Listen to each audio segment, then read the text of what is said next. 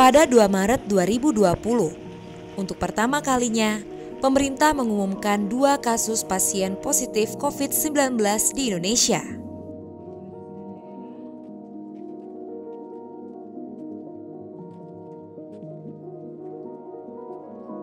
Momen awal corona di Indonesia disampaikan oleh Presiden Joko Widodo yang menyatakan bahwa 2 warga Depok menjadi pasien pertama di Indonesia dan kasus itu terungkap setelah pasien 01 kontak dekat dengan warga negara Jepang yang positif COVID-19 saat diperiksa di Malaysia.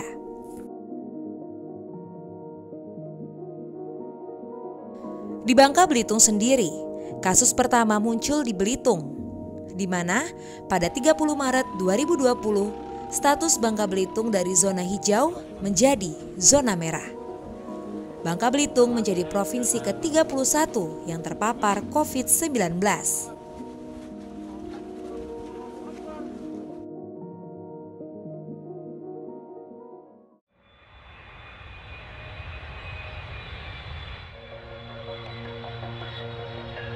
Sejak itu, pemerintah mulai membatasi akses keluar dan masuk ke Bangka Belitung melalui laut dan udara.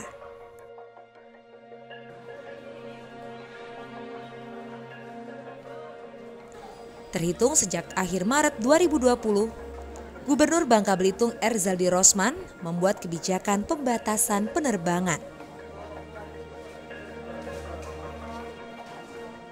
Kita tetap sesuai dengan aturan yang dikeluarkan oleh pemerintah pusat, bahwa yang berangkat itu adalah orang-orang yang memang sudah memiliki izin ya untuk berangkat, terus ada keperluannya memang dan disyaratkan untuk sudah melakukan rapid test.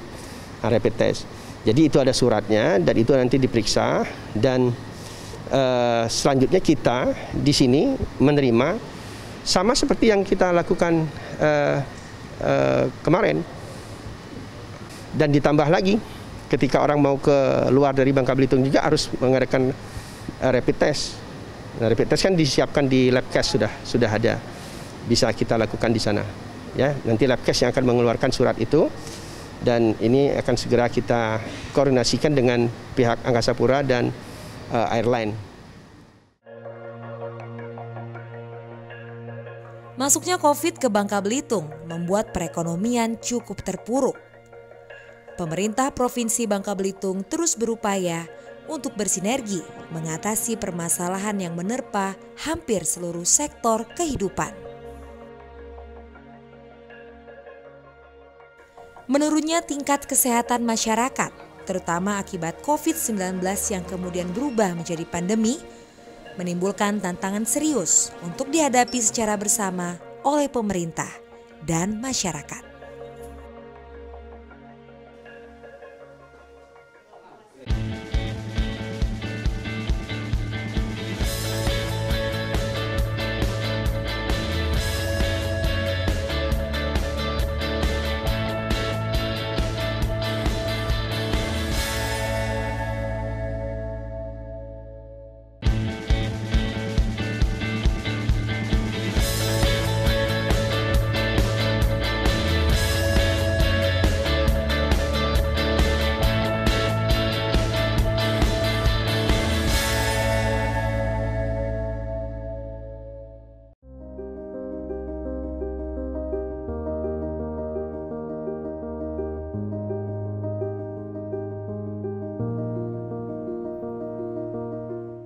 Dampak COVID-19 kepada perekonomian Bangka Belitung cukup terasa.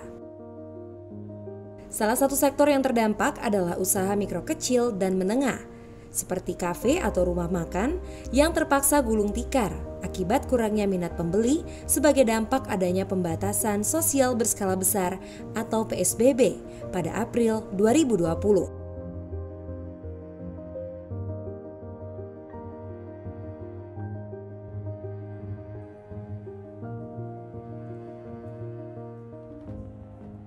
Namun demikian, ada juga sejumlah kafe atau rumah makan yang memilih tetap membuka usahanya, meskipun adanya pembatasan jam operasional oleh pemerintah. Salah seorang pemilik usaha kafe di Pangkal Pinang mengaku terpaksa memberikan upah 50% dari gaji yang biasa diterima oleh karyawannya. Akhirnya kita ketemukan satu celah bahwa kepentingan kafe adalah kepentingan kita semua, kepentingan karyawan, kepentingan tempat usaha, kepentingan pengusaha. Tetapi di sini nomor satu, kepentingan karyawan. Kalau mereka berhenti, mereka mau kerja di mana? Akhirnya kita berusaha bertahan dengan mengecilkan jam kerja, menciutkan hari kerja untuk supaya bertahan. Jadi kalau sudah ada peningkatan, kita tetap bertahan. PHK itu terjadi kalau karyawan itu dia mengundurkan diri.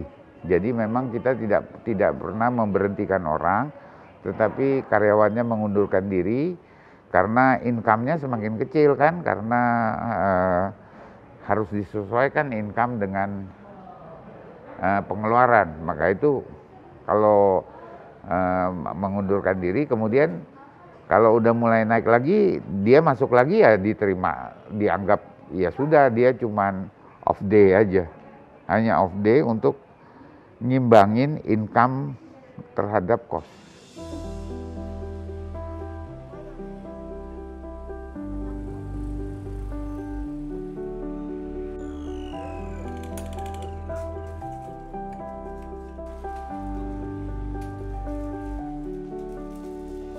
Berbeda dengan Hongki, Rifki, seorang pemilik usaha kedai kopi di kawasan Jalan Ahmad Yani Dalam, Pangkal Pinang, mengaku harus mengurangi jumlah karyawan akibat biaya produksi yang tidak seimbang dengan penghasilan yang diterima.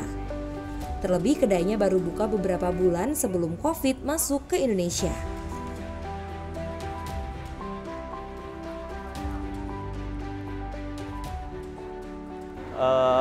Selama COVID mungkin dampaknya kerasa banget ya selama 2 tahun ini, apalagi sebelum kita buka sebelum COVID ada. Nah setelah ada COVID dampak banget sih ke kita, ada mulai dari penjualan sama orang-orang yang mungkin datang ke kopi udah nggak terlalu banyak lagi gitu.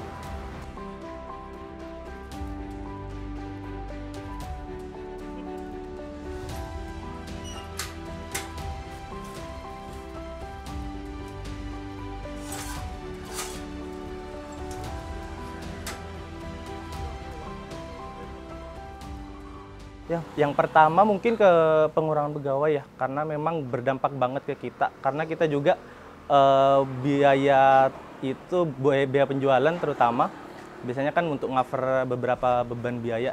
Salah satunya mungkin pegawai segala macam. Nah, kita ada pengurangan juga di pegawai kita, yaitu dari 7 orang menjadi sekarang udah 4 orang.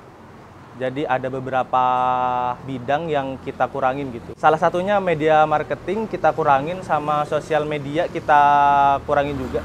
Jadi kemarin kita sempat berhentikan sementara sih. Karena memang ketika memang ada media sosial, kita juga susah nih datengin orang ke sini juga nggak bisa. Jadi ada beberapa yang kita kurangin, salah satunya marketing dan media sosial.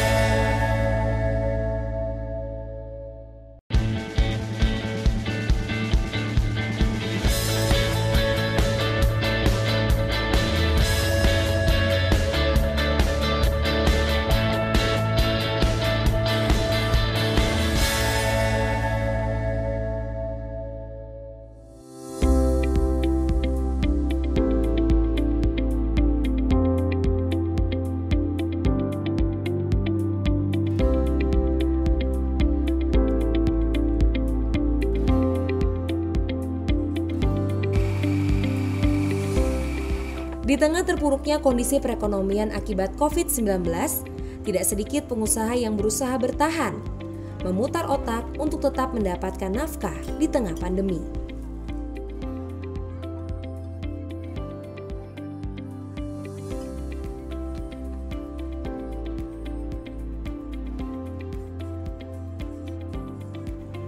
Hal ini diperlihatkan salah seorang anak muda di Bangka Belitung, Willian.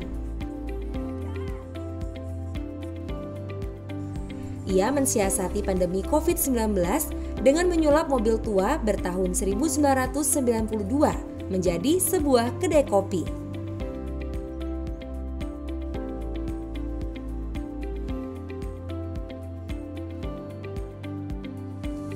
Ide ini tercetus akibat pemberlakuan pembatasan kegiatan masyarakat atau PSBB.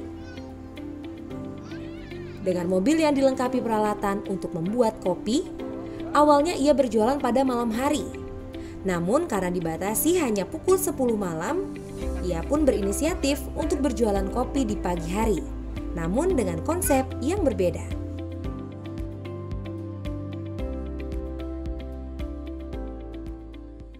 Ya, kalau kemarin tuh parah ya, maksudnya nggak hanya kita gitu yang terdampak, bahkan perusahaan besar, usaha yang besar pun banyak juga yang nggak bertahan.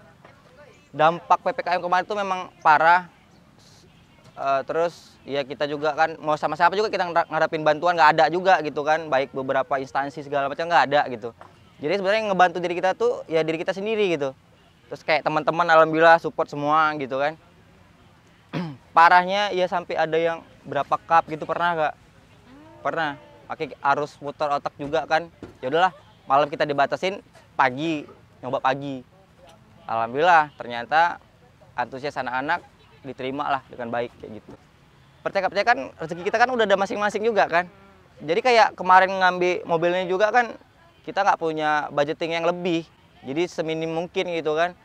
Sebelumnya kita beli mobil dari 2000, akhir tahun. Sebenarnya akhir tahun udah beli. Sebenarnya akhir tahun udah dibeli. Terus nggak kepikiran sebelumnya harus produksi kopi. Jadi kayak sebenarnya mobil operasional, kayak untuk nyantai sama anak-anak, piknik-piknik kayak gitu-gitu. Sebenarnya dulu tujuannya ke situ. Tapi karena dibantai sama PPKM, ya udahlah, kayaknya mobilnya untuk cari rezeki aja. Signature Maju Mapan. Nama itu dipilih sebagai harapan agar inovasi kedai kopi ala food truck ini bisa terus maju dan menginspirasi banyak anak muda untuk tetap berinovasi di tengah pandemi.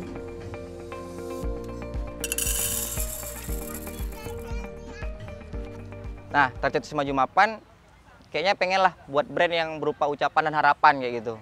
Karena kan Maju Mapan sendiri kan luas gitu kan. Kita mapannya mau sampai mana gitu kan. Kita maju juga mau sampai mana gitu.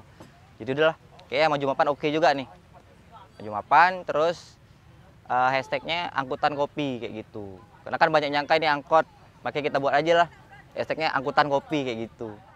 Iya, sampai ada tuh tagline dari beberapa orang nyebutnya Wak Wil penakluk pandemi gitu, dia kayak gitu kan. Tapi itu kan kata orang bebas gitu kan. Sebenarnya bukan, ya kalau keresahan ataupun yang ditakutin tuh pasti ada. Bahkan sampai menggambarkan di circle aku juga Kak, banyak usaha yang sama, banyak gulung tikar. Tapi ya kita mau bantu gimana gitu, kita mau support gimana, kita juga sendiri harus muter otak gitu kan. Tercetus ini sih, ya itu tadi, pokoknya semua karena PPKM. Makanya, ya makasih juga PPKM. Willian mengajak para pengusaha kedai kopi di Kota Pangkal Pinang untuk terus melakukan inovasi dan jangan pernah berputus asa mencoba hal-hal baru agar mampu bertahan di masa pandemi COVID-19. Simpelnya sih kalau aku pepatahnya gini sih. Ya kalau berharap sama bantuan, kalau nggak diri kalian sendiri yang ngebantu, siapa lagi gitu. Ya oke lah, mungkin ada teman-teman yang punya usaha yang sama, ada dapat bantuan. Tapi kan nggak semua yang dapat bantuan tuh merata gitu kan. Jadi ya udah bantu sama diri sendiri sih Kak. Terus kalau harus dibilang survive, ya contohnya sih semangat terus berinovatif. Kalau offline-nya kita nggak jalan, coba aja main di online gitu. Siapa tahu bisa. Terus ketika online juga kayaknya stuck nih di sini, ya udah harus menyampingkan idealis kayak umpama kayak usahanya pertamanya di kopi. Tapi karena kopi ini di offline juga nggak dapet, online juga nggak dapet, ya udahlah aku coba jualan yang genrenya beda dari kopi. Pama kayaknya snack-snack nih oke nih, karena banyak yang terpapar COVID segala macem, butuh asupan gizi segala macem, coba aja itu boleh itu.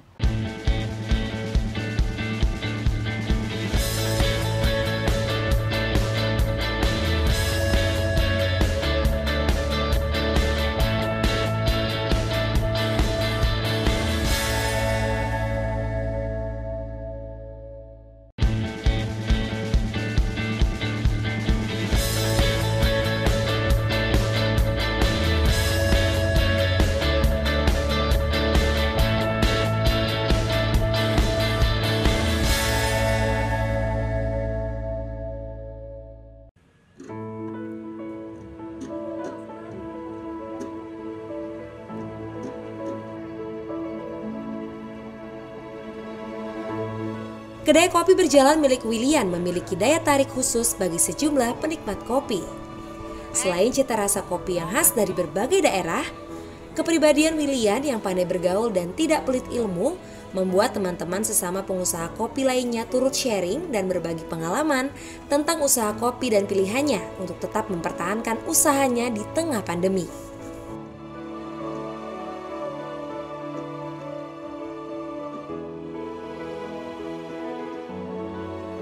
Luar biasa, karena Wak Wil cepat juga nanggepinnya, langsung bikin kayak gini untuk menghindari susahnya berjualan kan kayak orang-orang.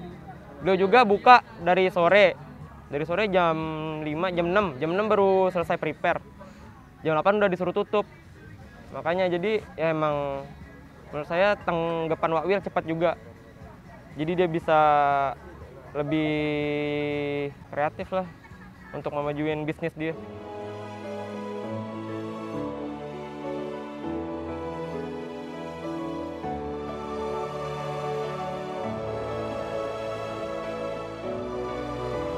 Di tempat Wak Wil pertama kali kalau nyari single origin ada. Terus rasanya juga varian. Jadi nggak monoton satu origin, enggak. Jadi emang jalan-jalan kopinya. Dari Sumatera sampai Papua ada. Willian adalah satu dari banyaknya pengusaha yang mampu berinovasi dan mensiasati situasi dalam kondisi pandemi saat ini. Menurutnya, COVID-19 bukan halangan untuk kita tetap berusaha dan menampilkan yang terbaik untuk masyarakat maupun bangsa Indonesia. Ya, jadi kalau UMKM kondisi dari hari ini dan juga tahun lalu itu memang banyak yang tidak bertahan. Tapi juga tumbuh UMKM baru. Jadi ternyata pandemi ini membuat orang-orang itu lebih struggle dan lebih berpikir untuk kreatif. Jadi UMKM yang tadinya mungkin punya usaha yang mungkin bukan urusannya dengan makanan gitu ya, atau aksesoris, ternyata sekarang di pandemi ini sekarang sudah bergeser menjadi usaha makanan atau minuman kesehatan. Nah ini keren. Jadi saya selalu bilang sama teman-teman UMKM, kita itu menjadi manusia harus adaptif, harus bisa beradaptasi dengan kondisi apapun juga.